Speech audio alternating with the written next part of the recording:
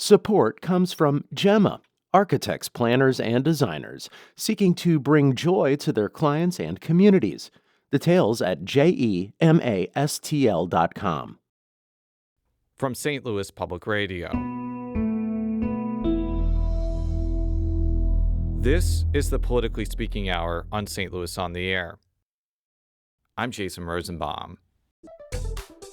Todd Richardson would never be accused of having a tranquil time during his nearly 15-year tenure in Missouri state government. Richardson became House Speaker abruptly in 2015 after a scandal brought down his predecessor. And his last House session in 2018 coincided with the demise of Eric Greitens' governorship, placing the Poplar Bluff Republican in the spotlight amid high-profile impeachment deliberations.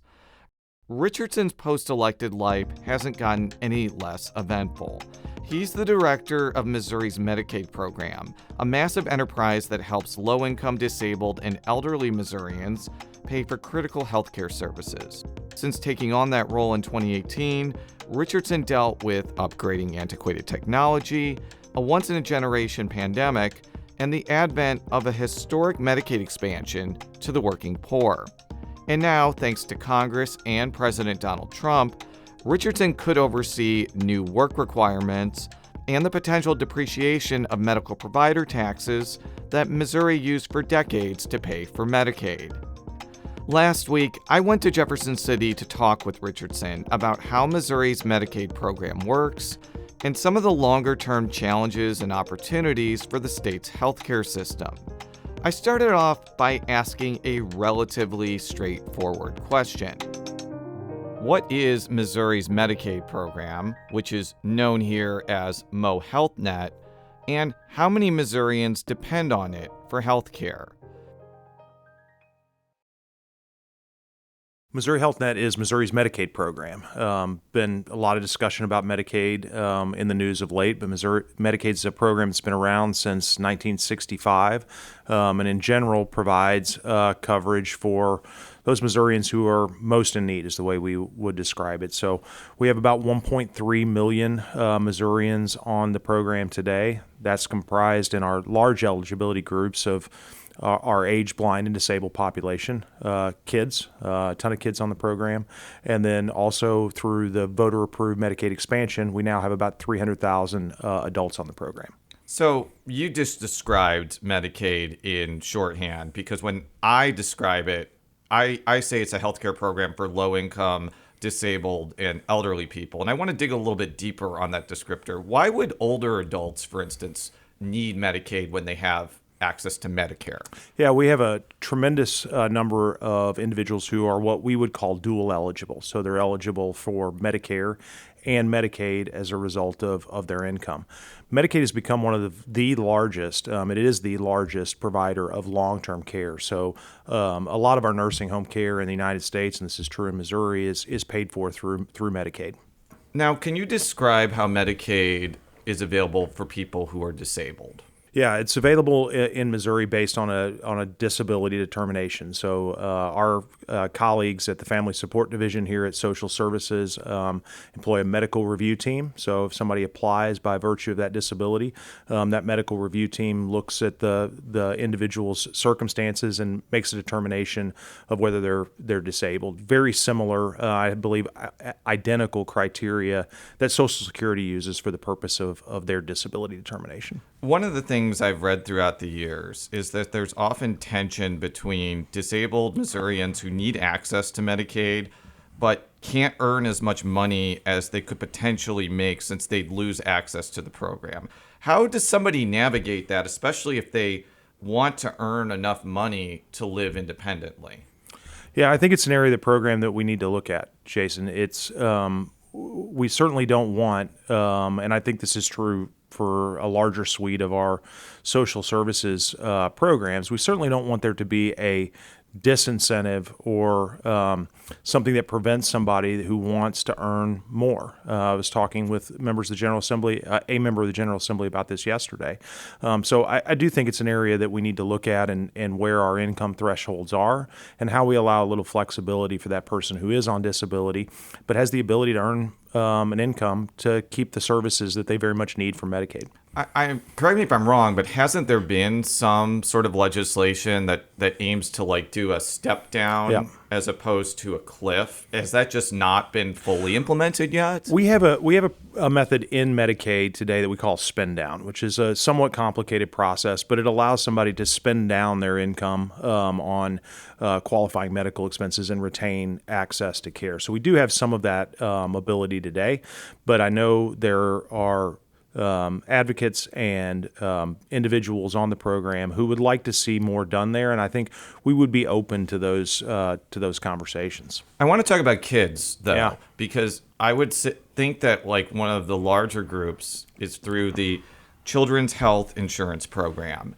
Can you tell me how that dovetails with Medicaid in general and maybe how it's different from some of those other categories? It operates in our state very similar. It's a category of eligibility that individuals are entitled to kind of the same suite of benefits that the rest of the program is entitled to. We have kids on the program not just through CHIP, but also through what we would call straight or regular Medicaid.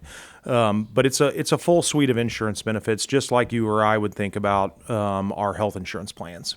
The eligibility is much higher than an adult. Can you talk about that? Yeah, we cover children up to 300% of the federal poverty level, which is a fairly high level. Not every state's at that level, but what comes with that is a requirement that there's a premium once you hit certain eligibility categories. So or certain income thresholds. So it allows us to open up Medicaid coverage for those kids that need it, but also to do so in a fair way by assessing that premium. And does the premium go up depending on where you are in the income scale? So It let's does. say you're at 299% of the federal poverty level, your premium will be higher than if you're at 167, Correct. Basically.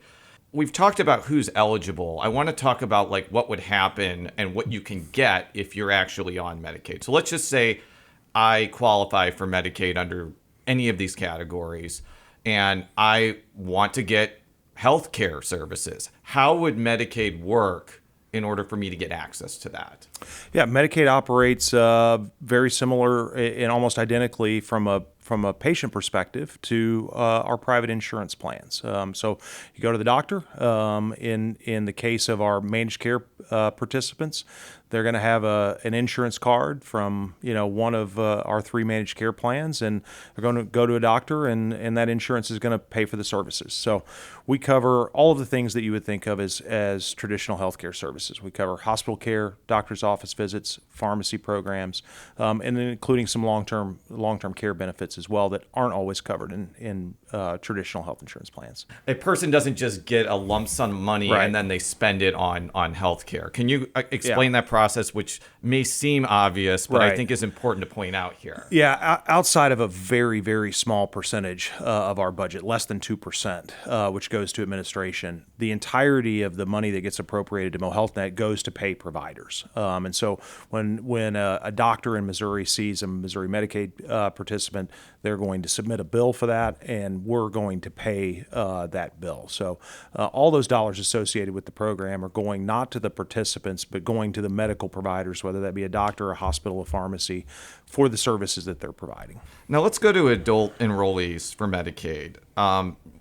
You have been the director of this program when, as you mentioned, Missouri expanded Medicaid under the auspices of the Affordable Care Act. That means that people who are making up to 138% of the federal poverty level can now qualify for Medicaid. It's been about, 4 years since it's happened? How has that gone so far? I think the implementation and the start of the program has gone incredibly smooth from the state's perspective. It is not an easy task to take a program like this and open it up to now 300,000 additional participants. It was almost a 30% expansion of the enrollment in our program, but I think it's gone very well. Obviously, that happened at the same time the state was operating under the federal public health emergency and continuous eligibility requirements as a result of COVID. So we have had a lot of flux in terms of, and a lot of change in terms of where our enrollment overall in the program is. But I think overall, Medicaid expansion has gone fairly well in Missouri, certainly from a participant and a provider perspective. I think there are the longer term, strategic or sort of macro challenges with what it means for the state's budget and how we ensure that benefit and the program overall are sustainable over time. And that's been a lot of what we've been working on in terms of the budgetary picture relating to expansion. And you kind of read my mind, because that was my next question. I've covered the question about whether to expand Medicaid for almost 2 decades now. And the biggest argument, especially from the Republican side against that, was the long-term cost. But Missouri ended up getting, I believe, $1 or $2 billion from the federal government from the American Rescue Plan. Has that helped defray whatever the state would have had to pay for its share of Medicaid expansion, at least in the short term? Yes, the short answer to that is it has, and it's pushed off the need to use general revenue to fund the expansion portion. But once those funds are exhausted, it's going to be a cost, and so we're obviously going to work with our partners in the General Assembly to make sure that it doesn't have the kind of negative impact on the budget that some people fear. Do you know how much longer that's going to last as a way of supplanting general revenue before it runs out? I think you can expect that in fiscal year 27, we just started fiscal year 26, but in fiscal year 27, we'll start to have that need. Is there any, this is a difficult question because we just don't know what the need is going to be in a year, but do you have any estimates about how much general revenue the state is going to have to put up for the Medicaid expansion program at this point? I don't have it for fiscal year 27. In broad terms, and in very general terms, we're spending about $3.5 billion on the expansion program. Missouri's share of that is 10%, so $350 million in ballpark numbers. Yeah, and I'm sure that you were watching very carefully the One Big Beautiful Bill's deliberation, where they were thinking of dropping that by 2031. Whether you were still Medicaid director by then, right, who knows? But given that that is in the Constitution and the state can't just turn away enrollees, can you talk about how fiscally damaging that could have been without major changes to the Constitution? Yeah, changes in the match rate for the Medicaid expansion population would have been very difficult for Missouri to deal with. As you mentioned, our Medicaid expansion benefits in the Constitution specifies what level of benefits are included with the expansion population. So it would have been very difficult for the state to weather a change that would have been a significant increase or decrease in the level of federal support for the program.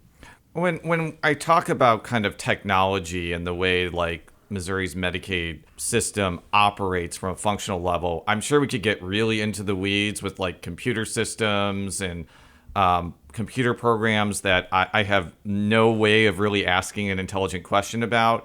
But let's just say when you started here in 2018, how outdated would you say the technology was in terms of managing the program compared to now? I've heard others describe it as the best technology money could buy in 1978. 1978? We do have some systems that are that old, but there has been I think the systems were they did what they were designed to do very well, and some of them continue to do what they were designed to do very well, but they certainly presented limitations for our staff and for our ability to manage the program. There has been a dramatic improvement in our systems. Still more work to do there, but our ability to access and use Medicaid data today, and particularly to use it to drive informed, data-driven policy decisions, is miles better than it would have been back in 2018. We need to take a short break, but when we come back, we'll continue my conversation with Todd Richardson, the director of Mo HealthNet. This is the Politically Speaking Hour on St. Louis on the Air. Welcome back to the Politically Speaking Hour on St. Louis on the Air. I'm Jason Rosenbaum. We're now going to continue my conversation with Todd Richardson, the director of Missouri's Medicaid program. I conducted this conversation in Jefferson City last week, and I talked with him about how the One Big Beautiful Bill could make major changes to the healthcare program for the working poor, elderly, and disabled. From a technological standpoint, how prepared is Missouri to make sure that Medicaid enrollees can comply with whatever work requirements end up being put in place? Yeah, work requirements is obviously something that's going to be brand new to the program. I think we're excited about the opportunity to be able to implement work requirements. It's been an idea that the state has had around for a while. So the ability to do it is I think a welcome opportunity for us.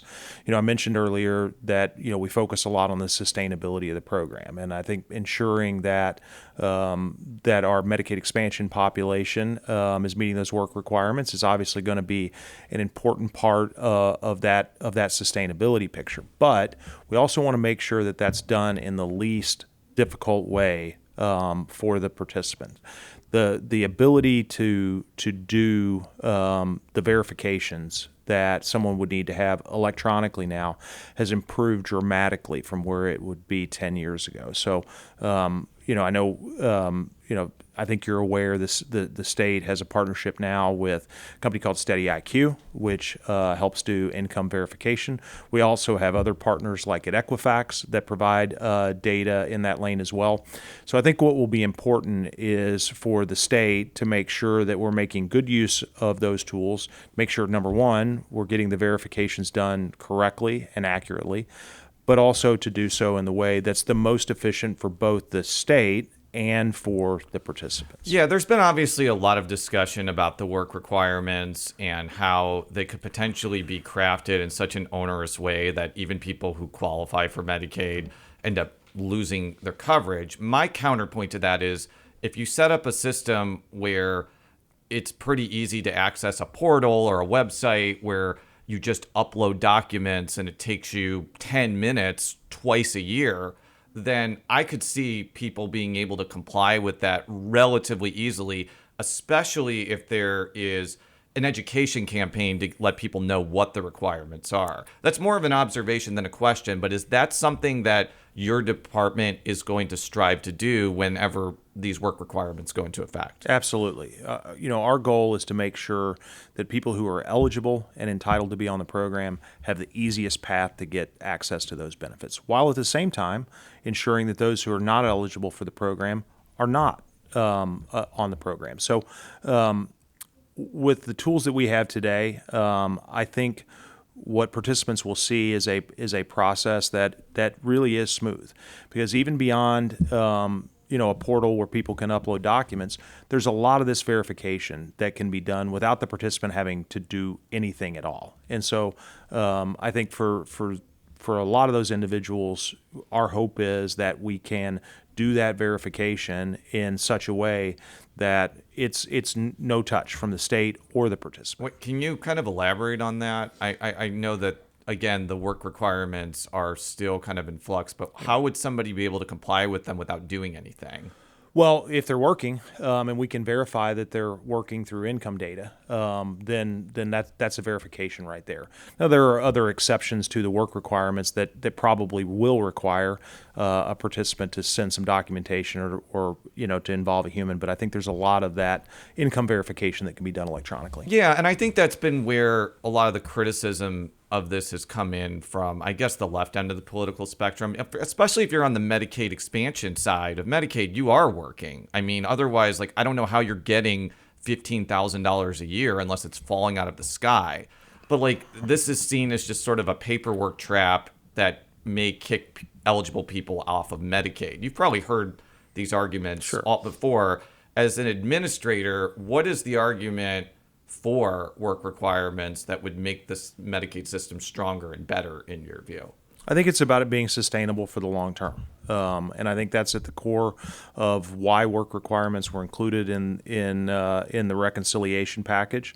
But we want the program to be available for those who need it, And work requirements is a way to ensure that the population on the program is sustainable for the long term. Do you know what the timeline is that you have to have the work requirements in place? We've got a number of different timelines because work requirements isn't the only eligibility requirement that's in the One Big Beautiful Bill. I believe the work requirements provision kicks in at the start of 2027. Now, I think that the provision of the One Big Beautiful Bill that had, I think, the most controversy even among Republicans, because let me just kind of peel back the political curtain here. I would say that the work requirements were pretty much had unanimous Republican support in Congress. But the medical provider tax restrictions were really controversial among Republicans. It's the reason why Tom Tillis didn't vote for it. Yep. Josh Hawley had raised alarm about it, and he's trying to actually repeal it. Explain what Missouri's medical provider tax is, who it covers, and how this bill would affect the medical provider tax down the road.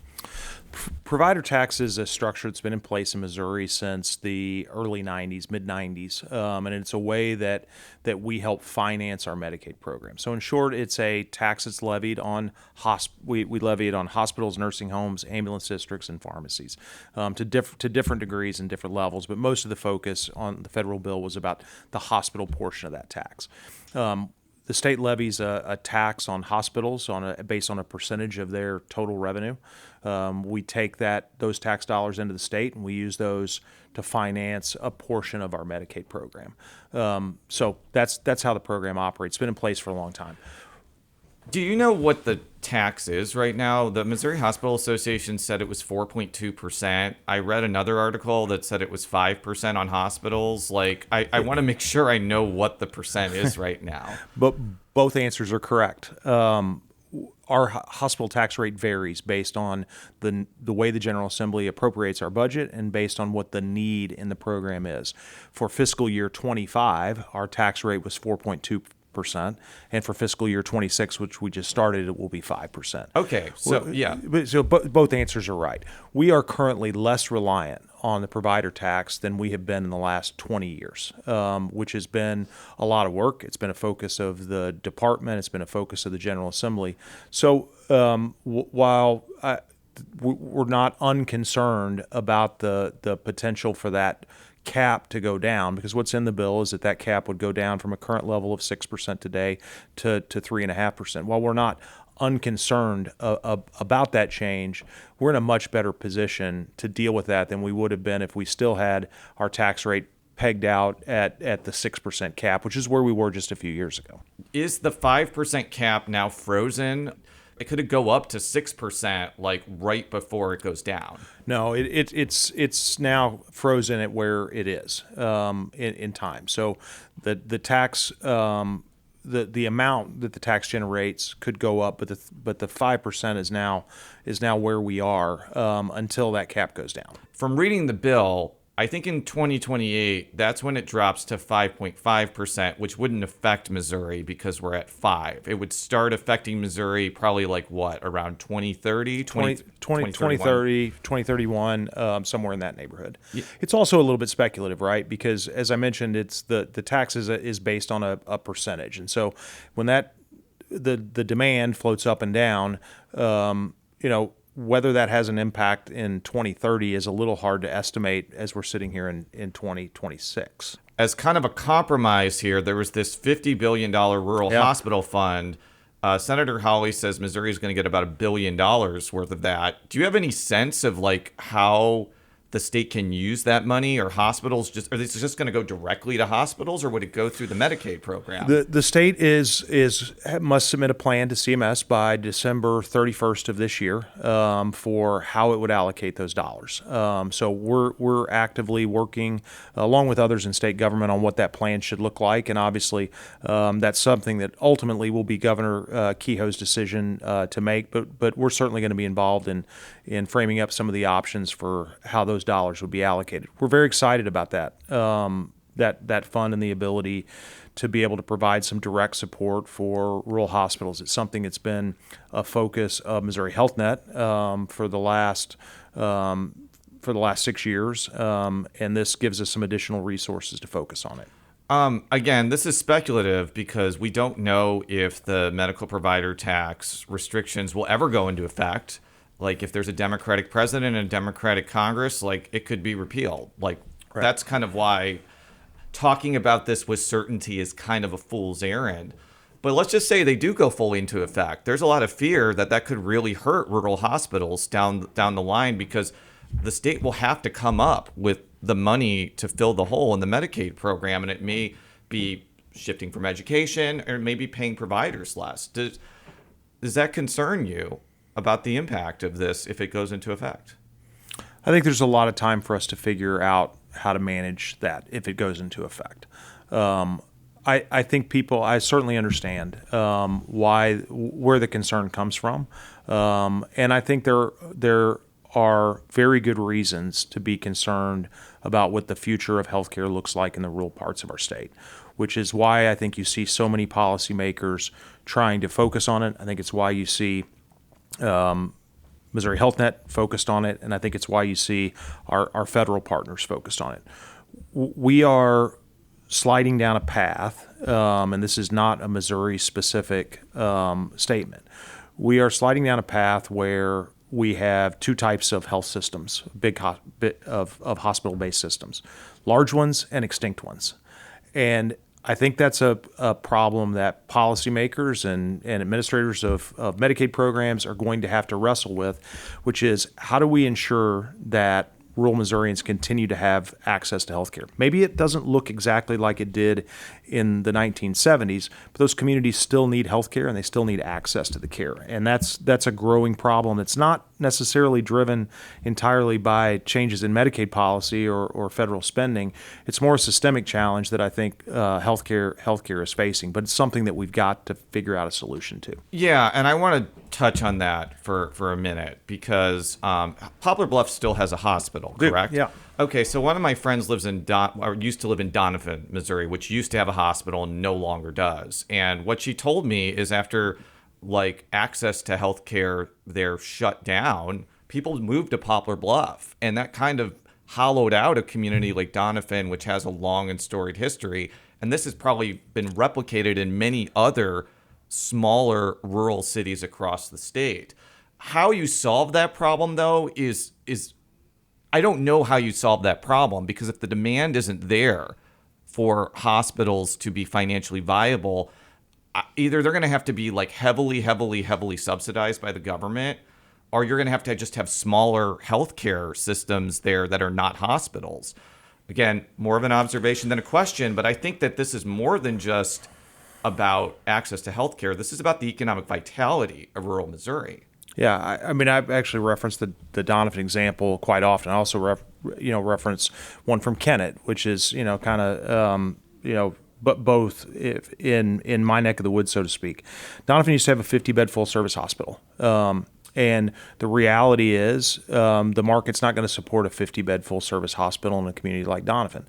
The challenge is that community still needs access to healthcare, and the observation that you make is one we have seen in other places, which is if the hospital closes, generally it means a degradation of the rest of the healthcare infrastructure that was around it. So I think the challenge going forward is how do we find a model that's not so much focused on trying to maintain what we had, but how do we develop a model that's focused on trying to ensure that the healthcare that the community needs is present there. And that probably means something that looks different than that 50-bed full-service hospital in a community the size of Donovan. Could be telemedicine. But you need access to broadband for that to occur. Yeah, I mean, telemedicine certainly plays a role in that. But I think you've seen the advent of what's now called the rural emergency hospital designation, which provides an opportunity for a very small emergency department kind of focused hospital where you could build urgent care around it. Our FQHCs and Donovan's an example of this, continue to fill a really important role in communities like that, providing the backbone of some healthcare infrastructure there now. So I don't know that anybody's got the answer completely figured out, but I do think there are some things that we're trying to do at Medicaid to improve the sustainability of healthcare in those areas.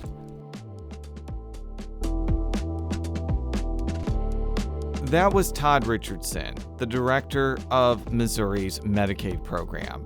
You can listen to more of my conversation with Richardson by going to stlpr.org.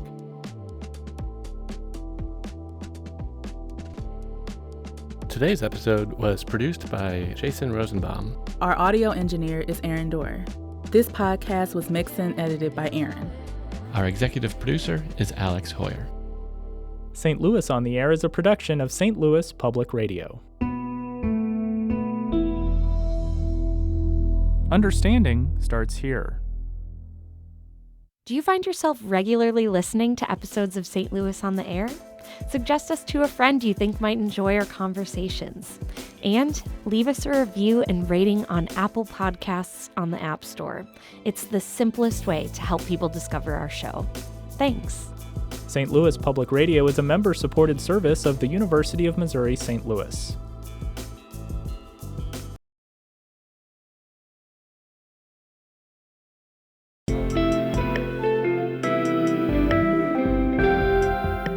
The Gateway brings you the day's news each weekday from around the St. Louis region and the state capitals in Jefferson City. Our schools are accredited. We don't need this bill. And Springfield. How many more years must pass before lawmakers see time is of the essence? I'm Abby Larico. Join me each weekday for The Gateway on the STLPR app or wherever you get podcasts.